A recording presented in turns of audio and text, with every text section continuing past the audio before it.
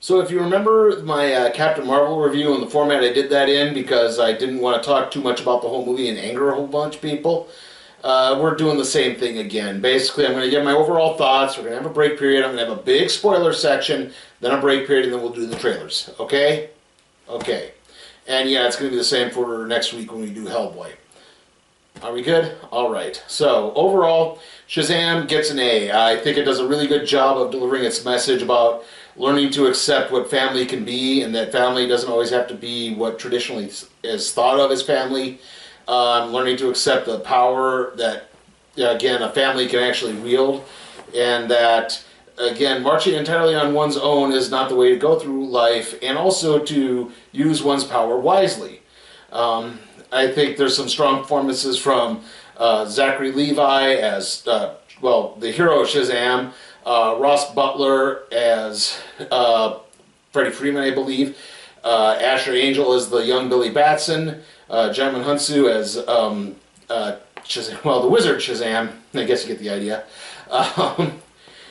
All good. Dr. Savannah has a really, that's Mark Strong, is really good, and overall, like, a really good job of doing this story and balancing everything out. If I do have any complaints, it's that I think there's a little too much focusing on goofing off in this. I'd really rather see a bit more straightforward superhero action. But other than that, it's really well done. Got great humor throughout everything. It's definitely a good, lighthearted DC Universe story. So, maybe they're starting to learn their lessons. That is, if they're going to continue this DC Universe, because we've heard 50 billion things at this point, so it's entirely impossible to tell. DC. Comics. Incredible. Action. Astonishing. Adventure. The coolest heroes. The hottest heroines. And the most outrageous villains. Too tough for TV. In the universe. These ain't your daddy's comic books, fanboy. DC Comics. Get your DC Comics at Merlin's Downtown or Gorilla Bob's on the North Side. Okay, first things first, I may have goofed up on the cast there a bit. Jack Dylan Glazer is Freddie Freeman, Asher Angel is the young Billy Batson, and Ross Butler is a different character.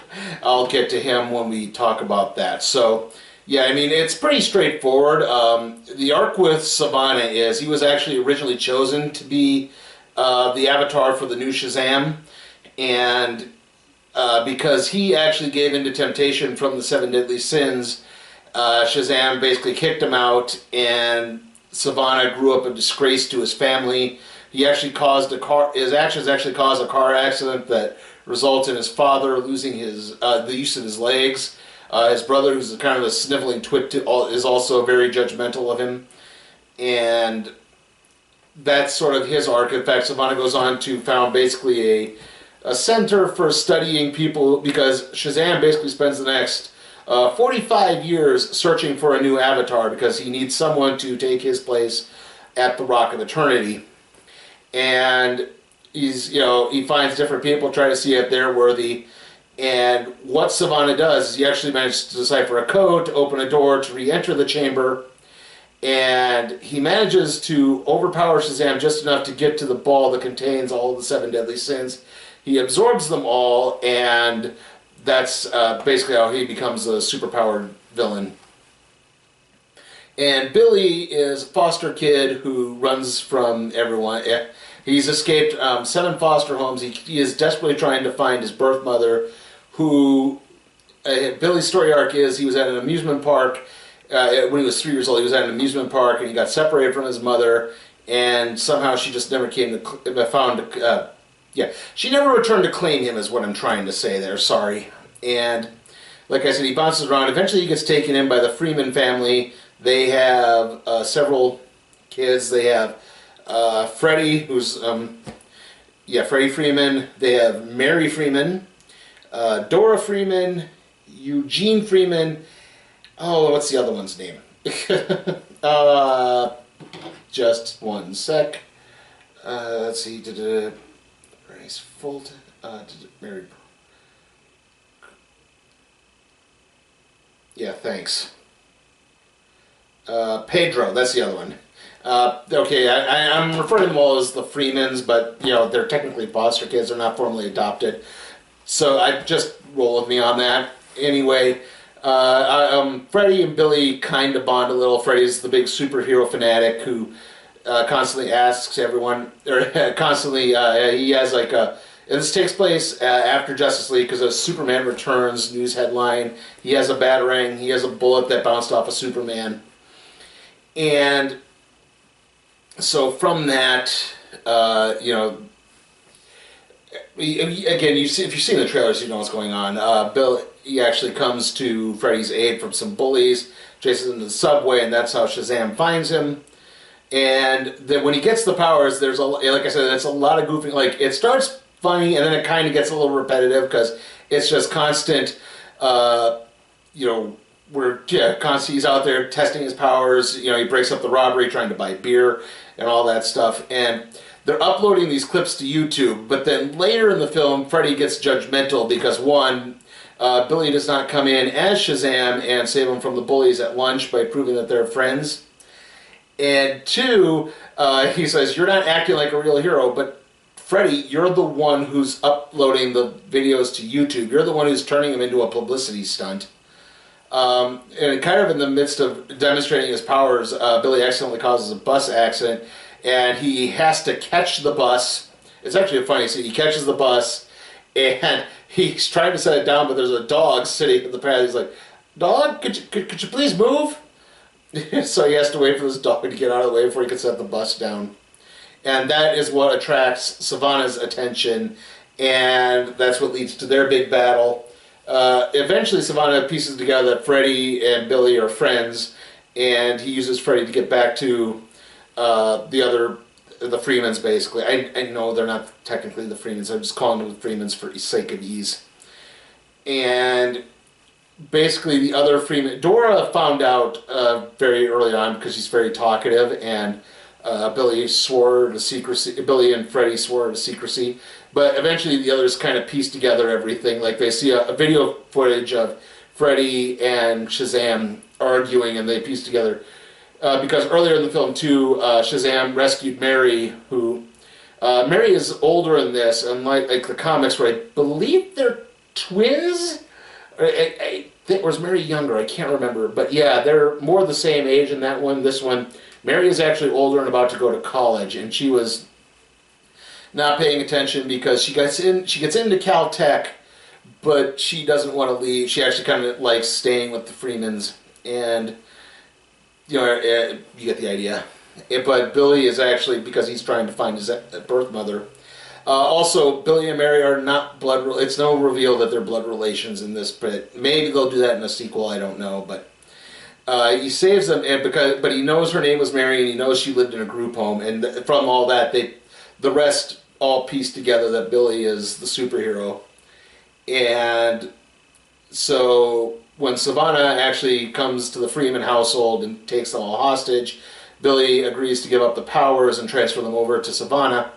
But then the others come to their aid. Billy divides the powers of Shazam into the others, and so they all become their heroes. They all become basically variations of Shazam. And they take down the 7 deadly sins in Savannah. And then the ending stinger before the credits is... This time, Freddy actually does have a guest for lunch in Shazam, but he has another guest, and you see the red cape and the big red S on the chest. You don't see Henry Cavill at all. It's just Superman, but you get the idea that Superman walks in there like, oh, he's like, get the... and that's how it ends. It kind of reminded me of Spider-Man Homecoming a bit in that ending a little. We then go to a post-credit scene, or a mid-credit scene. There's a post-credit scene, but it's not really that important. Nothing really. It's just more Billy and Freddy goofing around with the powers.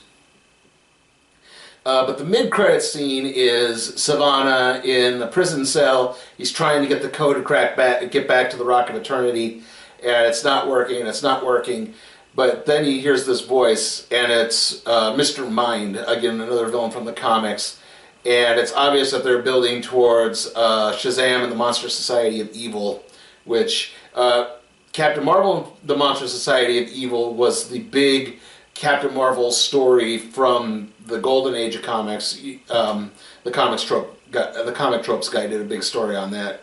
It's never been reprinted because, unfortunately, some of Captain Marvel's early villains were really, really racist. I don't even want to say a couple of them because they're that bad. DC at one point solicited it, but they've recalled it on several occasions, which I don't really understand because, the DC is owned by Warner Brothers, or let's call them Warner Brothers, and if you own like the Tom and Jerry DVD sets or the Looney Tunes Golden Collection DVD sets, they show those kind of with bad stereotypes and all, but they have a disclaimer on there that says, look, don't treat people like this.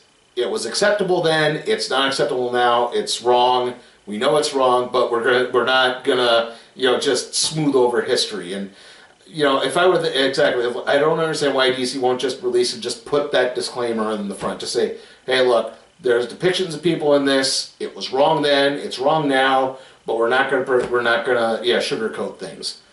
And that's really all it takes. Or dare I even say, give it as a mature reader's tag. But maybe not go that far. But yeah, definitely put that disclaimer in there. Anyway. Like I said, overall the film is good. The unfortunate thing is, I'd say it gets a little, like I said, it's funny. The first montage of them testing the superpowers is funny, but it gets a little repetitive after a while. Like, it keeps going. I kind of wish they had maybe brought up the Savannah bit a little bit sooner. When the family all gets the powers, it's really good at that. The way it sort of culminates to it. And the last funny thing I'll mention about it is, when Mary is in her Shazam Mary form, or Mary Marvel, I guess, she is played by an actress named Michelle Borth. And it's like, wow, and I saw that, I'm like, Michelle Borth, I remembered she was on a series on HBO called Tell Me You Love Me, which was a series that got a lot of criticism because of let's just say, very adult situations that were in it. And, yeah. So I'm like, oh, okay. Yeah, that's where I recognized her name from. So, yeah. Again, I said this earlier, Shazam is getting an A. It's definitely a great watch. You'll love it. You don't... it's partially connected to the DCEU, or what remains of the DCEU, but it's not... like, you can watch it without having to know everything that happened. I mean, it's disconnected just enough from that. And, yeah, again, it's a good, fun, mostly family-friendly experience. Well, here's my new place. I finally got everything I need to entertain. Great new TV, the best audio, and DC Comics. No, really, they've sure changed over the years. They're not for kids anymore. There's sophisticated horror like Sandman, action stories like Watchmen, incredible graphic novels. Oh, yeah, check this one out. No, not my girlfriend. Say hi, Tina. This graphic novel. Look at the art in Black Orchid. The new generation of DC Comics. See what you've been missing. Your favorite DC Comics are available every week at Fantasy Books and Games. Okay, trailer time. And we got one new trailer, and... well, that's pretty much it. We got a bunch of repeats again. Starting things off, we had Missing Link again. Then our new film, which was My Spy. That's Dave Bautista and Christian Shaw. Dave Bautista is a CIA agent who gets found out by a small child and agrees to teach her the ways of being a spy, while also... it's basically like, buddy cop movie with a kid involved. So, like... Cop and a Half, or The Spy Next Door, or The Pacifier, or Kindergarten Cop. You get the idea. After that, we have Long Shot. That's the Seth Rogen, Charlize Theron political romantic comedy. We had Dora and the Lost City of Gold again. Men in Black International again. Breakthrough again. Secret Life of Pets 2 again. Godzilla King of the Monsters again. And then Detective Pikachu to wrap things up. So, yeah, next video up after this is going to be the NXT TakeOver NXT TakeOver New York recap and review, sorry. Then obviously it'll be the WrestleMania recap and review. Oh no, actually it'll be the random trade review on Shrugged Volume 1. I've got the video stuff shot for that. I've got the screen captures. I just need to do the audio and then merge everything together there. And then the WrestleMania recap and review. The next movie to be reviewed is going to be Hellboy, then Curse of La Llorona, and then rounding things off, it's going to be Avengers Endgame. Hopefully I'll be able to get a ticket to that. So I'll probably have to actually buy it pretty soon here. At least our AMC still has tickets available. I don't know about the other theater in town, which I thought I might go to because Endgame is supposed to be 3 hours long with an intermission. So hopefully I'll be able to see that on time. Anyway, see you all next time.